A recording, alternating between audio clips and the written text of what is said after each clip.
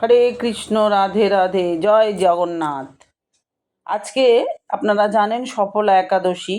তো একাদশীর দিন শুধুই তো ভগবানের কথা হোক, ভগবানের কথা, একাদশীর কথা, কেন একাদশী আমরা করি, এর কি মাহাত্ম্য, সেটাই আজকে জানবো।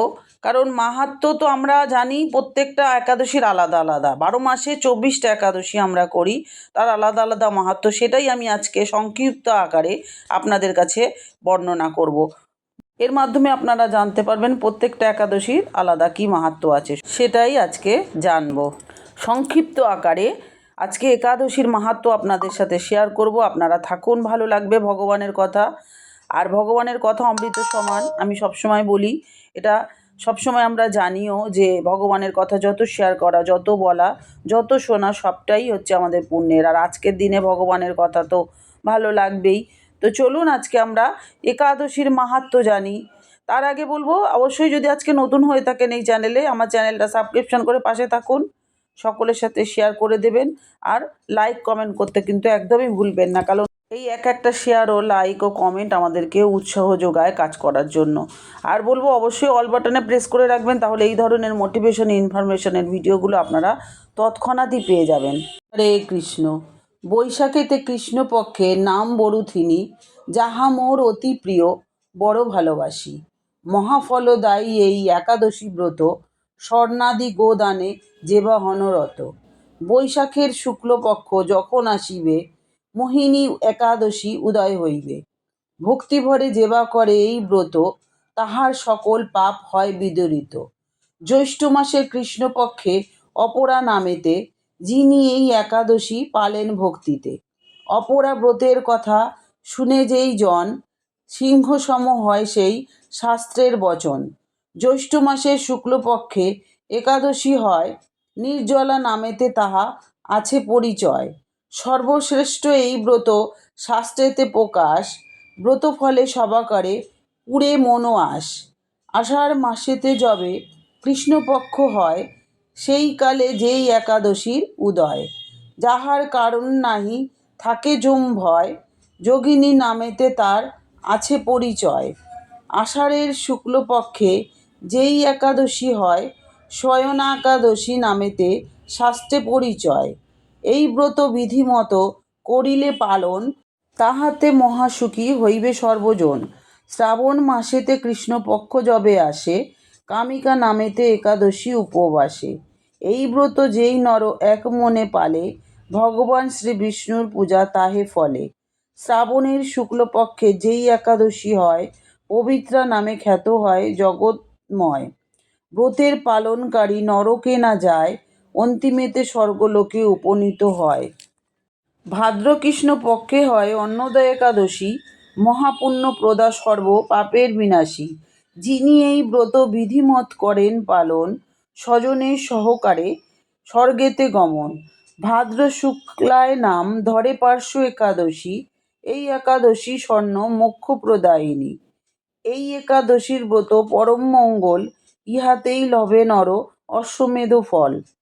আশ্বিন মাসের কৃষ্ণপক্ষে যেই একাদশী হয়, ইন্দিরা একাদশী তার হয় পরিচয়। এই ব্রত পাপরাশি করেন নিধন, মুক্ত করেন যত অধোগামী জন। আশ্বিনের শুক্লপক্ষে যেই একাদশী হয়, পাশাঙ্কুশা নামে খ্যাত শাস্ত্রেতে কয়। পিতৃকুল, মাতৃকুল ও পত্নীকুলেতে, মুক্ত 10 পুরুষ ব্রত প্রভাবেতে। কার্তিকে কৃষ্ণা একাদশী, রমা নামেতে, দুঃখ পাপ বিনাশিনী বিখ্যাত জগতে। এই ব্রত যেই জন ভক্তিভাবে করে, পরম সুকৃতি পায় জানিবে অন্তরে। কার্তিকের শুক্লপক্ষে হয় প্রবোধিনী একাদশী, এই ব্রত পালিবে অবশ্যই নগরবাসী। নিষ্ঠাতে এই ব্রত করিলে পালন, ব্রতী অবশ্যই লভিবে সর্ববিধ ধন। অঘ্রাণের কৃষ্ণপক্ষে হয় উৎপন্না একাদশী, শ্রীহরির প্রিয় হয় এই একাদশী অতি। সৎপাত্রে এই দিন যেবা করে দান, সেই জন কভু নাই যম ঘরে যান। অগ্রহায়ণে শুক্লা একাদশী তিথি, মোক্ষদা নামে তার পাশাপাশি খ্যাতি। ভক্তিভাবে এই ব্রত যেই করে পালন, অন্তিমে পরম ধাম পায় সেই জন। পৌষ মাসের কৃষ্ণপক্ষে হয় সফলা একাদশী। এই ব্রত পালনকারীর কভু না হয় দুর্গতি। সফলা একাদশী যে করে পালন, যশ ও মুক্তি তার থাকিবে বন্ধন।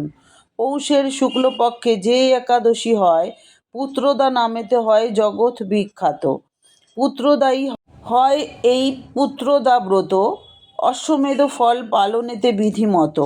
মাঘী কৃষ্ণা একাদশী শটতিলা নামে, পাপরাশি নষ্ট হয় তাহার পালনে। শটতিলা ব্রত যে বা করে পালন, তাহার সকল পাপ হয় বিনাশন। মাঘী শুক্লা একাদশী জয়া নামে ধরে, দেবরাজ ব্রতীগণে নমস্কার করে। সকল দানের ফল এই ব্রতর কারণে, সর্বযোগ্য ফল প্রাপ্ত হয় ব্রতীজনে। ফাল্গুনী কৃষ্ণা একাদশী হয় শ্রী বিজয়া, করহ এই ব্রত শাস্ত্র বিধান মানিয়া। যথাবিধি পালনেতে এই ব্রত কেবল, সম্ভব হইবে বিনাশিতে শত্রু বল। ফাল্গুনে শুক্লপক্ষে যেই একাদশী হয়, আমলকি নাম হয় তার শাস্ত্রেতে কয়। অতএব আমলকি একাদশী ব্রত সবাকার কল্যাণ হয় শাস্ত্রবিহিত। কৃষ্ণা চৈত্রে একাদশী শ্রী পাপমোচনী, অবশ্য বিনাশে পাপ শাস্ত্র মধ্যে শুনি। পুণ্য হয় মনোবাঞ্ছা, পুণ্য বাড়ে তার, অভীষ্ট পূরণ হয় বাঞ্ছা যে যাহার। শুক্লা চৈত্রে হয় কামদা একাদশী, পুত্রদানকারী তার সর্বপাপ নাশী। সর্বপাপ নাশী হয় শ্রী কামদা ব্রত, পালনকারীর হয় পুণ্য মনোরথ।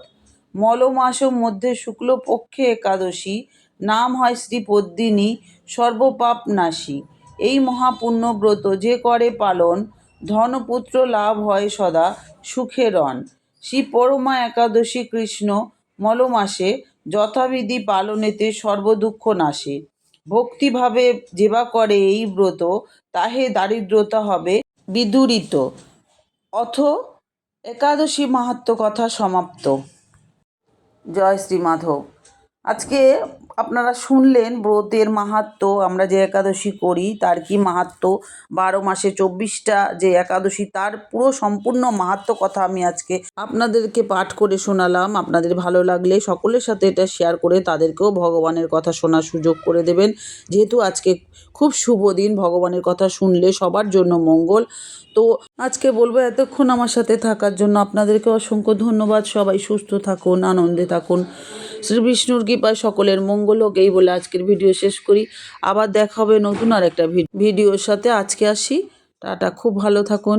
হরে কৃষ্ণ কৃষ্ণ কৃষ্ণ হরে হরে, হরে রাম রাম রাম হরে হরে।